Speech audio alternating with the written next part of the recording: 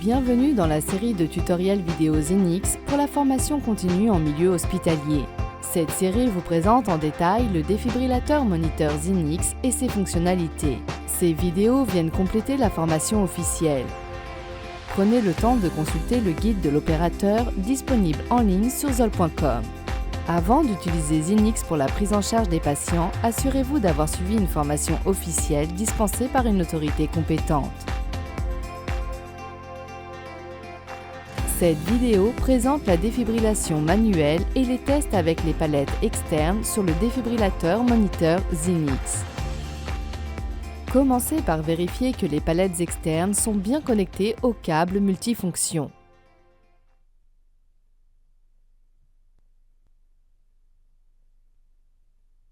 Les palettes externes conviennent aux patients adultes comme pédiatriques.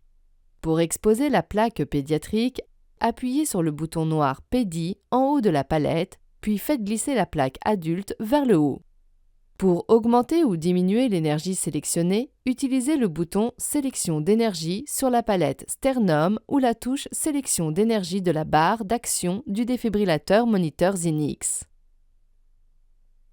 Une fois le niveau d'énergie choisi, appliquez un gel conducteur entre le patient et la palette. Appliquez fermement les palettes sur la paroi thoracique antérieure. Placez la palette sternum à droite du sternum du patient, juste sous la clavicule, et la palette apex sur la paroi thoracique, juste en dessous et à gauche du mamelon gauche, le long de la ligne axillaire antérieure. Appuyez sur le bouton Charge sur la poignée apex ou sur Zenix.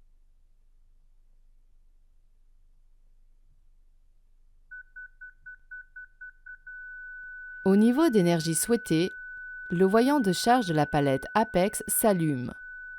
Une fois chargé, préparez la délivrance du choc en exerçant une force de 10 à 12 kg, soit 22 à 26 livres, sur chaque palette afin de réduire l'impédance du patient et d'optimiser les résultats.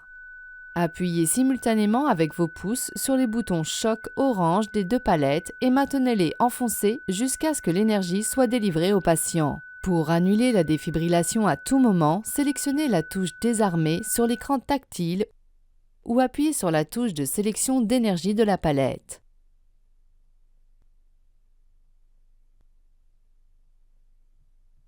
Test avec les palettes externes. Pour effectuer un test de délivrance d'énergie avec les palettes externes, vérifiez qu'elles sont bien insérées dans leur support. Débranchez l'alimentation auxiliaire en retirant le câble d'alimentation. Vérifiez que le câble multifonction est raccordé aux palettes externes.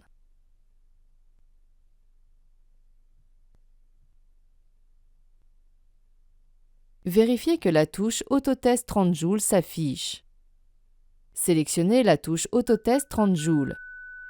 Vérifiez que Zenix se charge, qu'un son continu retentit et que la LED de choc de la palette apex s'allume. Appuyez sur la touche Désarmer pour désarmer l'appareil. Vérifiez que Zenix se désarme. Le son s'arrête et la LED de choc de la palette apex s'éteint. Sélectionnez la touche Autotest 30 joules. Vérifiez que Zenix se charge, qu'un son continu retentit et que la LED de choc de la palette apex s'allume. Appuyez simultanément sur les boutons choc orange des deux palettes. Vérifiez que Zenix délivre le choc et que le message Autotest 30 joules réussi s'affiche. Voilà qui conclut notre présentation de la défibrillation manuelle et des tests avec les palettes externes sur le défibrillateur moniteur Zenix.